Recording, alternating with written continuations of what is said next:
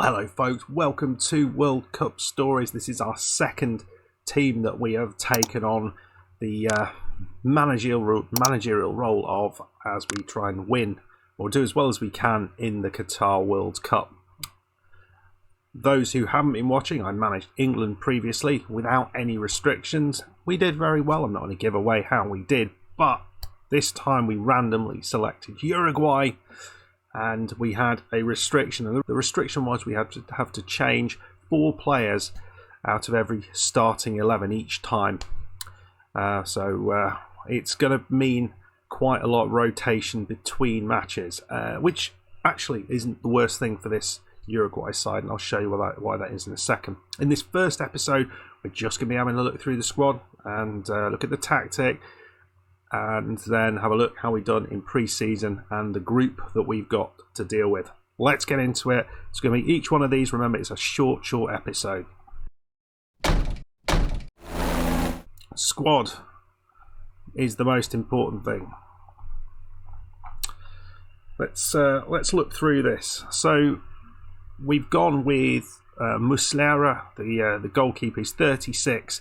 But he has been a stalwart for Galatasaray for many years, and it's a pretty obvious choice. Behind him, we've got Sosa and Roche. Actually, there was plenty of options in goal. We could have gone. There was a couple of 39-year-olds goalkeepers that I recognised. Let's just have a look at the national pool here, because there was some goodies in here.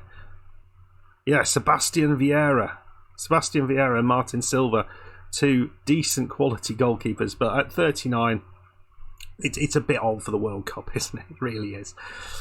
So, goalkeeper, okay, I think we've got a good goalkeeper and we've got reasonable backup. Nothing superb, but there we go. In central defence, I think we are pretty strong. There is, again, some real quality older players. Sebastian Coates, ex-Liverpool, wasn't he, for a bit? Yeah, for like a few seconds. Hardly played at all. He's a very, very good player, and he's 32, so he's still pretty strong. Diego Godin, very good player in his day. I think someone who we can bring on as needed. But I think our front or our key players here will be Jose Jimenez and Ronald Aruna, both of whom are ball-playing defenders, which is pretty nice. So that's pretty good, and they're both a little bit younger, which I like. On the left side, we have Mateus Vina. He's from Roma, and Mateus Oliveira as his backup. Both reasonable quality. It's not the best position. In fact, both sides were not particularly great. Bruno Mendes on the right side, or Giovanni Gonzalez. Mendes was a late addition. I wanted to bring some slightly younger players in, so Bruno Mendes was one of those players. He's currently at Corinthians in Brazil, but it's an okay. We're a bit worrisome down the wings, but in the centre we're pretty strong. Going forward, it looks a little bit better in the centre. We've got Bentancur, presumably he's still at Juve. That's pretty good. Lucas Torreira, who's a very, very good player. And a lot of leaders, a lot of very good personalities in there. Mateus Vecchino, who's a little bit older but a decent player, who I bought in to add to this squad. And we've also got Nathan Nandez and Frederico Valverde, who can all play in that central midfield role, which I think is very, very nice. Valverde is probably going to be one of the players who gets the regular slots there. But look at this guy, fast as heck. Very, very solid player.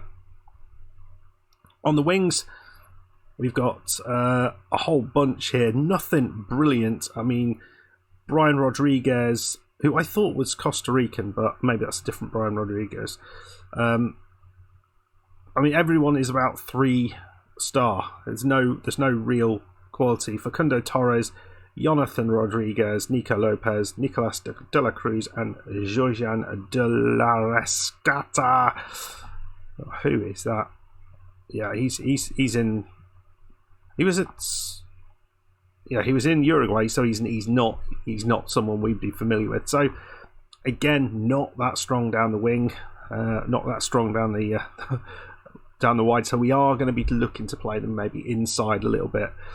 Up front. I mean, you always associate, the likes of Diego Forlan, but we have Luis Suarez. He's 35, but still absolutely quality. He will be starting games for us. So we got Edison Cavani and Maxi Gomez, and the other player is Darwin Núñez. But what a front three we have got there! Really, really strong. Really happy with that. So I think through the middle we look really good. Maybe around the sides, maybe not so good. But it's interesting. There was a lot of good quality players. The likes of Facundo Torres didn't make it in there, but you look at the age of some of these people. Like, it's a really, really aging squad, which is fascinating. It might be a really nice challenge in FM23 to kind of take the Uruguay squad and try and develop the young players coming through and have, let these older players finally disappear off into the ether, because there's been so many quality Uruguayan players over the years. So that's pretty good. I think the squad is good. Tactically, you think, well, what we're going to do, we're just going to be playing right down the middle. I went for something really straightforward, basically a 4-2-4. We've got our strong players in there. I wondered about playing three at the back, but I just think, well, yeah, if there's nobody there, it's going to be a bit of a problem. So we will be playing with wing backs, and we'll see how we do. I think in the main, we're going to be playing pretty narrow because all the quality's in the middle. But I don't mind this. We've played one match. We looked all right. I don't think it's the perfect tactic yet, but hopefully we can deal with that as we go. The one match we have played is in friendly against Serbia. This was a good match, actually. We started very slowly. Durasic with an early goal, but we had Luis Suarez disallowed goal a little bit earlier than that, and Lopez got a chance straight away, and then after that we were creating a bunch of chances. Luis Suarez got himself a lovely goal on 27 minutes. We had a few more chances, and so did they. But Serbia are not at the level that the other teams that we're going to be playing in this group are. So we got the likes of Ghana, South Korea and Portugal. Ghana, looking at them, are up in 47th. You feel we should have enough to get through this. They've got the likes of Thomas Partey in there, Jordan Ayew. So they're no mugs, but I think we have a good enough squad to beat this side. And South Korea, they're a little bit better, but not a huge amount. And Son from Tottenham is probably their standout player. And the other team here is Portugal, who are a very, very good team. But all in all, I'm confident we'll probably get through the group. It's how far we go beyond that. I think a lot of that is around the tactic, and I don't think I've quite got the tactic right. So in the comments, let me know what you would be doing with this squad. What do you think of the squad that I've gone with? Is there anyone you'd have brought in who I haven't taken? Would you have completely got rid of a bunch of these older players, or do you think actually having those old heads in there is a pretty good idea? And tactically, does this make sense to you? Does it make sense to have to go for this kind of attacking 4-4-2, if you will?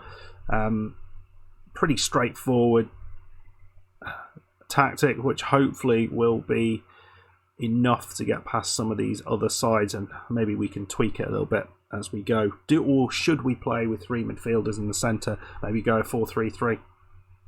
That's a possibility, and then you're not worrying about anyone on the outside at all. You're just using what you've got down the middle. I kind of like that idea, actually.